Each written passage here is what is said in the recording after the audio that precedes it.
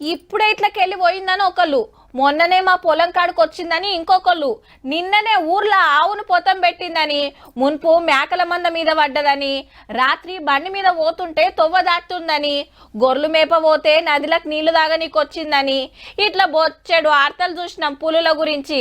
అసలు తెలంగాణలో ఎన్ని పులులున్నాయి, ఏడేడ తిరుగుతున్నాయో తెలవాలంటే గీ ముచ్చట చూడాలి. తెలంగాణలో 33 జిల్లాలుంటే 42 పులులు ఉన్నాయి. అందులో అమరాబాద్ అడవిలో 34, ఆదిలాబాద్ లో 8. ఆడి మొగయి చిన్నయి పెద్దయి అన్ని కలిపి గిన్నె. చెట్లకు గుట్టలకు సీక్రెట్ కెమెరాలు పెట్టి పులాబాని ఎంచిరన్నట్టు ఫారెస్ట్ వాళ్ళు.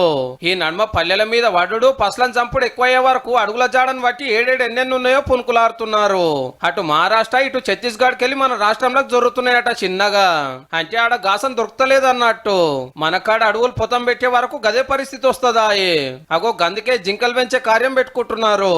ఇక అప్పుడు లోపంటే సరిపోని మేత దొరుకుతుంది, ఊళ్ళ మీదకి రావు, పబ్లిక్ ను పరిచయం చెయ్యి. ఇక చిరుత పుల్లలను లెక్క పెడితే 187 ఉన్నట్టు తేలిందట తెలంగాణ అంతటా కలిపి. అవి ఇవి కలిస్తే 229. గింతేనా అనేరు, మున్పు ఇంత కూడా లేకుండేనట. సూటిగాళ్ళు వేటాడు కరెంట్ పెట్టి చంపుడు జోరుండే. ఈ నడుమ గసంటుల సంగతి చూస్తుండే వరకు గీన్నెన బచాయించినాయి. వాజీవే పులులు బతికించుకోవాల్సిందే, లేకుంటే రేపు జూ పార్క్ లో చూసుడే మహాభాగ్యం అవుతుంది. కానీ అడవిలకెళ్ళి బయటికి రాకుండా చెప్పున జింకలు వెంచుండ్రి చాలరు, లేకుంటే అగో పులి ఇగో తోకానే కథ అవుతుంది మళ్ళా.